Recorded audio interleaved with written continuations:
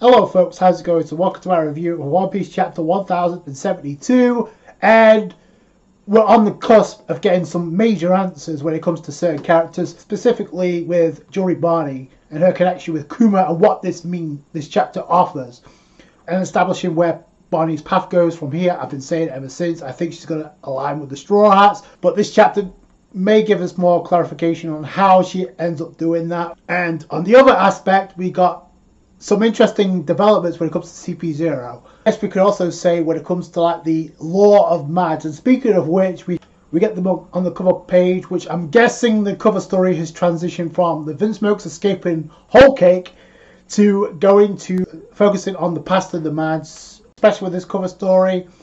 Pretty much Judge, Queen, and Caesar Clown looking menacing as Vegapunk is noticeably absent. Another person who's absent is the woman that we saw a couple of chapters ago. We did get to see her face, but I think after this chapter it's kind of obvious who that is, as I've been pitching for the last few weeks. But Caesar Clown with the Devil Fruit, I guess that's pretty much the prelude to what he would eventually end up doing with the artificial Devil Fruits. And you got Queen with test tubes. I don't know if that's the design or if that's the inner makings of what's going to become the Devil Fruits. And it looks like Judge has a spear or a different type of device with him, so it's kind of interesting. So we start off on Egghead Island, and I'm glad that Oda focused a majority of this on Egghead Island, because like I've been saying, I don't see this arc lasting too much longer, so Oda needs to wrap things up. And you can tell, because the first thing we focus on is Juri Barney and Vegapunk.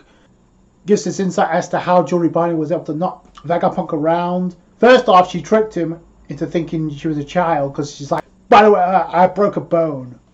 And then the next thing you see, this was actually hilarious. This is a hilarious panel where you see Vegapunk getting all concerned. Oh no, Barney got injured. And then you see the gleam in their eyes like, yep, I fooled you. She goes back into an adult form and just knocks the hell out of Vegapunk.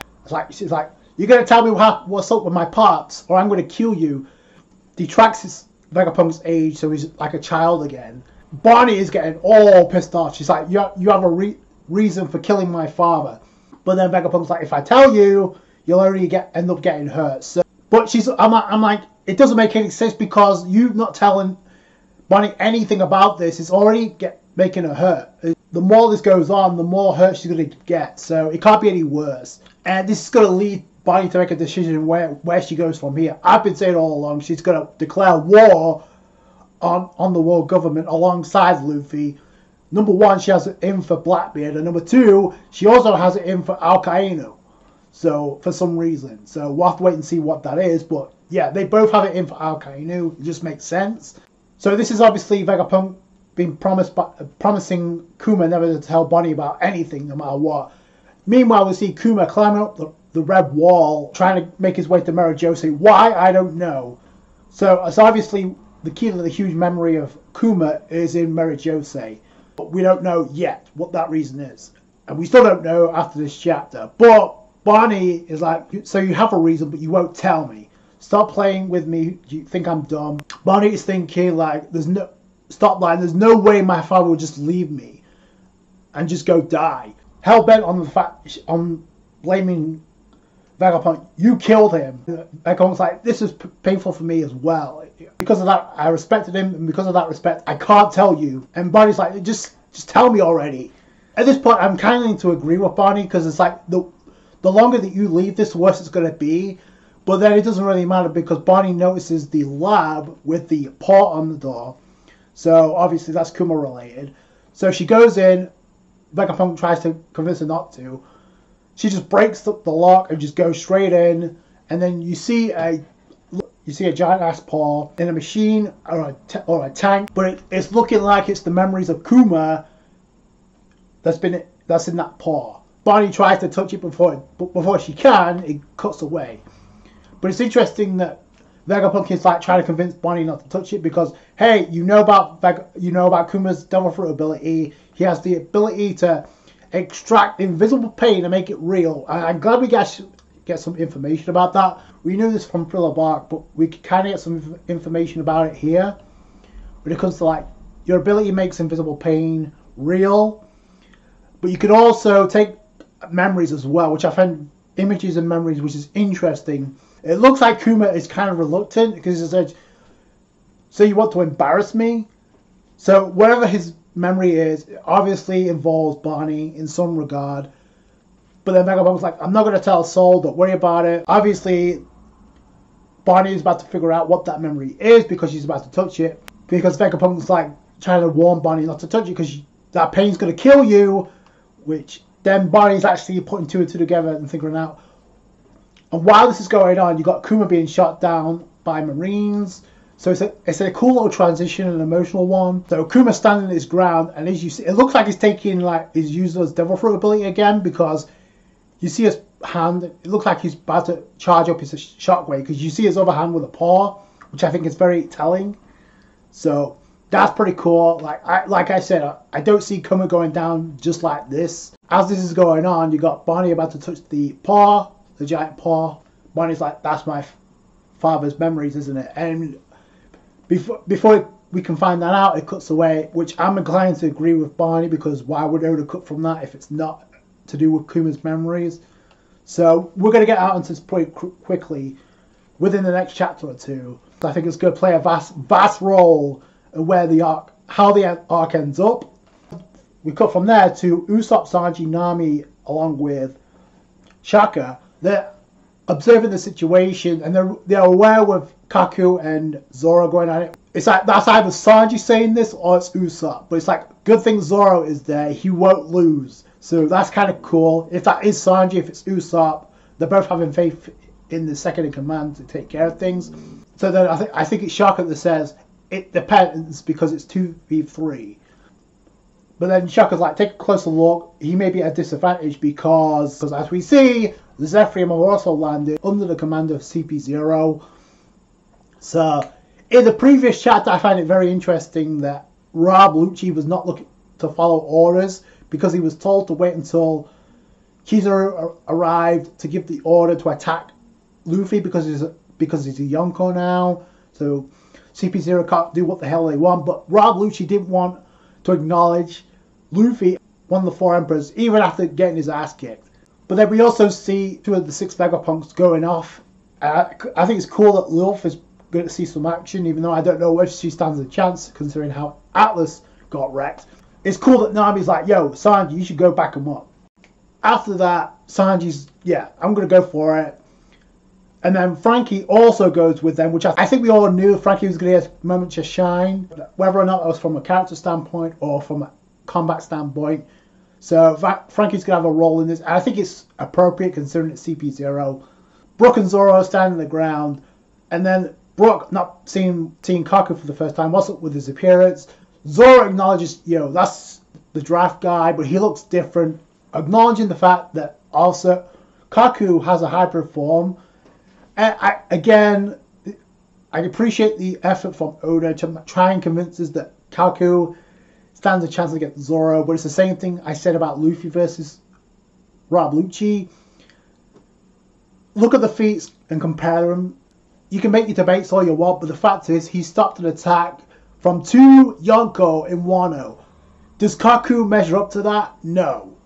I appreciate him trying to make Kaku seem like a threat because he does hybrid form and he does get the first hit with nose gun, but Zoro just blocks that, and on top of that he's not even wearing the bandana and going all out. Like he's fending off the attack. He's like, I fought enough creatures in Wano. I'm tired of them. He deflects the attack and it cuts away. It doesn't go any further because as we find out there's a development by the end of this chapter. But then Rob Lucci orders the Zephyrium to attack the phase building, to attack the lab. Nami and Usopp are freaking out because they're in trouble. I also find it interesting that it's Kuma and Mihawk about ready to attack. We don't see Jinbei or Boa Hancock, the clones of them, charging up their attacks. It looks like the attack lands, and Kaku's like, yo, just cool it down, let's complete our mission first. But then, little does he know, Stussy takes this opportunity to sneak up from behind and literally bite him like a vampire. Because you see, she chomps on Kaku and it's a one-hit KO. That is crazy, considering that we know how tough those scales of Kaku are. That's no joke. So, when it comes to Kaku and you compare it to Stussy, who we haven't really seen all that much from, Other than the fact she KO'd Dufelt back on Whole Cake Island, we really haven't seen that much. So this explains why she's in CP0. Another reason why it explains why she's in CP0 is the reveal that we get. Rob Lucci has this look in his eye like, what the hell are you doing, Stussy? And all of a sudden we see Stussy with two wings now.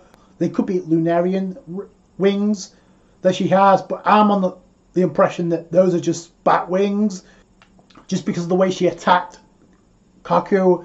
And it's like, and Lucci's like, what the hell are you doing? Stussy's like, what am I doing? I just put him to sleep. Please, Lucci, won't you go to sleep too? And that's how the chapter ends.